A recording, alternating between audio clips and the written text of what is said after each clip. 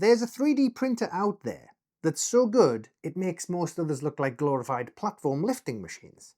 It can dynamically alter how it prints to make sure we get the best end result, almost every time.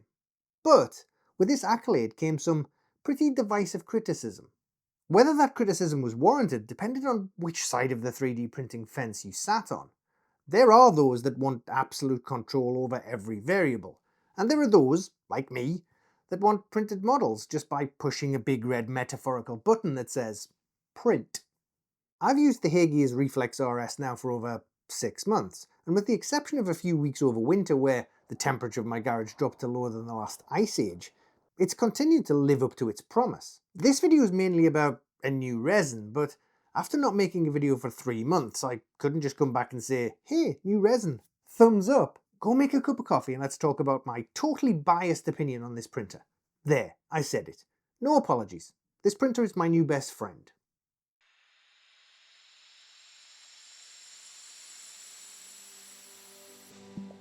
Hi, I'm Will and welcome back to the State of Play after a long hiatus. I know it's been quite a while, but I didn't disappear from the hobby.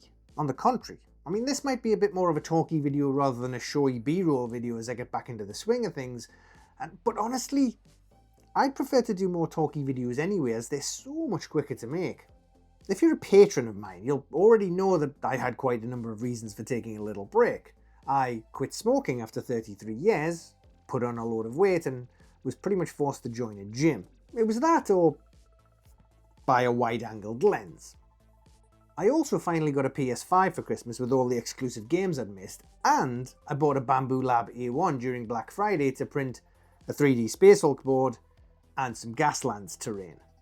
On top of these hobby time sucks, I also spent the last 6 months of 2024 working late into the night, desperately trying to market computer games to a modern audience that just doesn't exist in the numbers required for games companies to turn a profit. If you build it, they will come was a line from a fantasy movie, not a mantra to live by.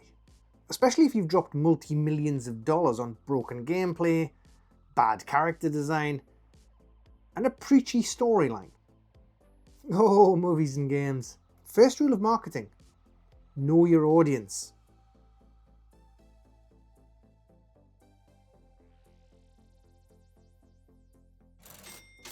Surprisingly, out of all the things I mentioned, the one that bugged me the most, no one even noticed I'd stopped smoking.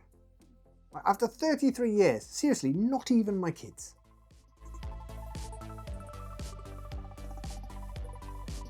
Let's come right off the bat and say, I found this machine to be astounding. I have my opinion. And yes, I know a huge number of people were angry that it used proprietary systems and resins. I've been ranted at in the comments, insulted, and had people unsubscribe because of this printer. All because I like the machine that makes my life easier and saves me huge amounts of time and effort. Oh no! How could I? The shortest lived complaint for a while was that the blueprint slicer for the Ultracraft machines required an internet connection to work. Now, considering you can't use any third-party slicers, it was being presented as some kind of evil hidden secret. Now, this revelation probably scared off many people who didn't know whether it made a difference or not. Spoiler, it didn't. As soon as Heygears realised that in our hobby that wasn't going to fly, they immediately came out and apologised, said they were working on an offline version, and then within 2 months released a software update to be able to use the slicer offline.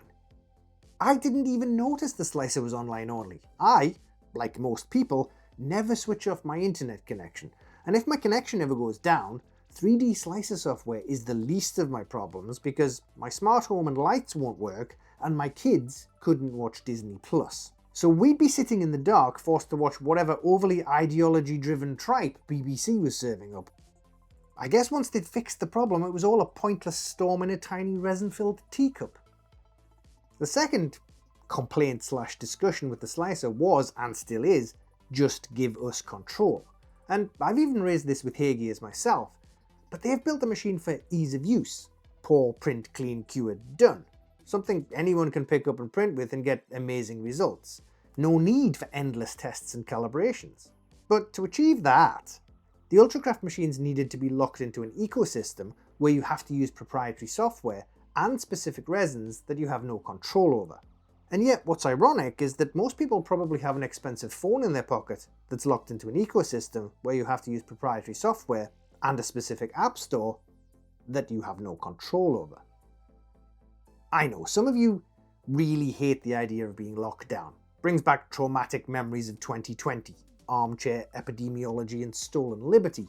But I can totally see the reasoning for the lockdown. Heygears have achieved a very careful integration between hardware, software, sensors and algorithms, dynamic and adaptive systems, and a solid understanding of their own resins, which can guarantee a level of quality control over the final output. Effectively, everything has been engineered to work seamlessly with everything else. It's not just a platform lifting machine controlled by someone else's software like most 3D printers. It should be quite obvious why they don't open it up to third-party software or fully endorse other resins, many of which do work, by the way. Because as soon as they did that, they can't guarantee any level of quality control over the final output, and their brilliant support system would be overloaded with morons who couldn't get anything to work.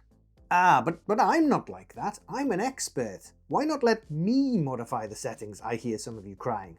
Well, let's be honest. That's probably because the amount of people in the world who could top the quality coming out of this machine using third-party resin and their own slicer settings just isn't worth the compromise that Heygears would have to make for everyone else. The needs of the many outweigh the needs of the few. Man, Spock was right on so many levels.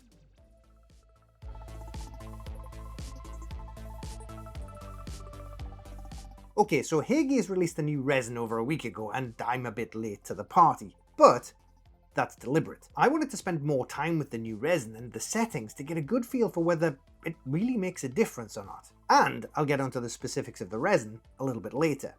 As Heygears resins go, the PAF10 is fantastic for small details on tiny miniatures, but at $70 a bottle, only the most die-hard of users, well, the millionaires, probably were ever going to use it. The PAF10, the water washable resin, to me just seemed rather expensive at £55. I think PAF10 is now around $59, which isn't bad. It's not amazing either, but that's where the PAF10 comes in. The PAF10 is a high-end resin at a much better price than many Heygears other speciality resins, and in line with top-end competitor resins. But being honest, with this one, you're paying for the L-shaped bottle to slide in the back of the printer. Mainly because PAF10 and PAS10 are exactly the same resin, the only difference being the bottle and the price. The round one is cheaper at $32.99 as opposed to $45. It doesn't take a genius to figure out that you only need one L-shaped bottle of PAF10 and then you can keep refilling it with the PAS10. And that's only if you use the L-shaped bottle in the back to keep the resin topped up, which I don't. I just keep an eye on it and refill when needed. Same thing I do at boring parties with a bottle of Glenmorangie. PAF and PAS are great all-round resins for miniatures and terrain, but could probably do with being a little bit more resilient and flexible. I haven't had any damage on my models yet, but then I don't kick them around the table like a vigorous game of Sabutio. With this in mind, more flexibility, not Sabutio, Heygears have developed a new resin called PAF10, with the F in PAF meaning flexible. Again, a situation where they listened to what the miniature community needed and went off and made it, just like the offline slicer. And this resin will come in at $55, but during March it's discounted to $50. I asked about putting it in those smaller PAS10 size bottles and they currently have no plans. Now I do hope that changes because I for one would like to stop paying extra for the L-shaped bottles. Remember before when I said I waited to make this video to test the new resin? Well, that's because when I started, the only layer height option was only 30 microns, which you may remember from my previous video takes bloody ages for what, in my opinion, isn't really that much of a quality jump to the naked eye. Well, I asked Heygears for 50 microns for speed. Anyway, to cut a long story short, both the 50 micron and 30 micron options will be available for the PAF10 resin with or without the Pulse Release module. In fact, by the time this video is out, they may all be available. Let's print some of the most fragile models I've ever tried to print, dryads and tree creatures. You see, I wanted to print some miniatures that were, shall we say, very prone to easily breaking, and I wanted to cover a bunch of sizes. Now, I print miniatures, not statues or big sculpts, so I needed to know if this new resin would work for the things at the size I use daily, and that had loads of sticky out parts, horns, branches, dangly bits, and some teeny tiny minuscule mushrooms. And where I can, I'm going to put these next to some Games Workshop Sylvaneth models. As well, that's the army where these models will eventually proxy. One thing you'll spot straight away, if you ignore any shiny parts where I didn't clean properly before curing, is this stuff is matte. Like super matte, compared to the plastic Games Workshop Revenant counterparts. And dare I say it without earning the wrath of Games Workshop, they have far more finer detail. Yeah, and I complain about too much detail on Warhammer minis. And that's even on these ones that are printed at 50% size, which realistically should have been way too small to print successfully, and yet they still kinda did anyway. I mean, there isn't that much you can say about resin that won't bore people to death, so I'm going to just put some models on screen and continue to waffle on. Because the detail this resin can display is amazing. I mean, I have to put on jam jar bottom glasses to actually see it, but it's there.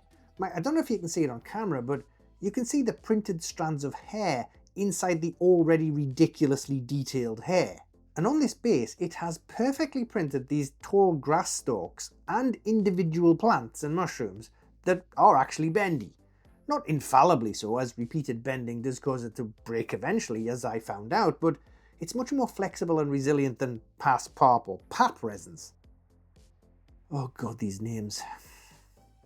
I do admit to being on the fence about whether I like bendy models or not. I started with metal models in the 80s and then moved to plastic and never really found either of those to be particularly flexible, but other than the odd snap during assembly, I've never had anything break so egregiously that I cursed the day that they wouldn't bend. It's a super great option for those who are a bit more heavy-handed or have sausage fingers, but I can't say I've ever woken up in a cold sweat in the middle of the night worried about my miniatures being broken. To stop that from happening, I just don't allow my 4-year-old within 20 feet of this room. I do have to admit though that this new PAF10 resin is quite remarkable in what it can achieve. I mean, I'm not a big resin expert, but this is pretty damn good.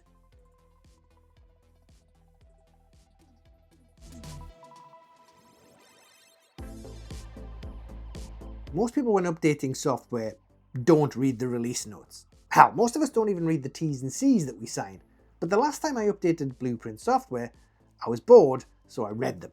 I'm not going to lie, it's probably the first time I've ever done it, but I spotted something that stood out because, let's face it, usually nothing good comes out of software updates. Apple Intelligence, for example. Woohoo!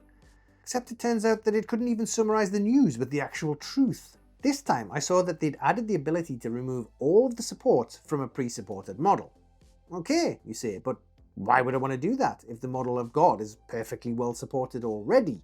Well, nothing against pre-supported models because I've seen some incredibly well put together STLs, but Blueprint combined with the Reflex printers can UV expose the supports differently to the rest of the model.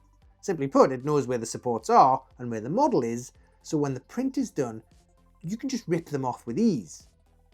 When a model has supports already built in that may or may not be optimal, Blueprint can't really tell where the model ends and the supports start, so you don't get this multi-exposure benefit. And plus, Blueprint's auto supports are genuinely the best I've ever seen. But where is this feature? Because it's not on the support tab, where I would have expected it to be. What you do is select your pre-supported model, navigate to the Prepare tab, move down to Split, and in here you'll find Remove Pre-Supports. Man, it's as easy as kicking a walking stick out from under an old woman. Which you shouldn't do. Apparently. Now this March, Heygears are running a discount on the more flexible PAF10 resin, so you can pick it up for $5 less, and if you use my discount code, THESTATEOFPLAY, you can get $50 off a bunch of offers. Just add the code at checkout. I'll put a bunch of links in the description, so if you do pick something up, it'll be helping out the channel. Now I know I always thank my patrons, but this time I really wanted to say thank you for sticking around when I was stuck at work. And especially when I got fat and played computer games in my spare time rather than making videos. Although I did enjoy the Silent Hill 2 remake, Jedi Survivor, Hogwarts Legacy, and Alan Wake 2. Sorry, I meant Alan Wake 2. Slip of the tongue there. As always, there's hobby tips and links to hobby products on my website at thestateofplay.co.uk, and feel free to join my Patreon and message me on Discord at 3 in the morning like some Australians are keen on doing. You know who you are. And finally, I noticed that Element Games are now opening up a store on Drury Lane in Covent Garden, so you'll probably find that as my second home. So if you want to bump into me, I'll probably be in there. And that's the state of play for today. I'll catch you next time, which will definitely be sooner than 3 months.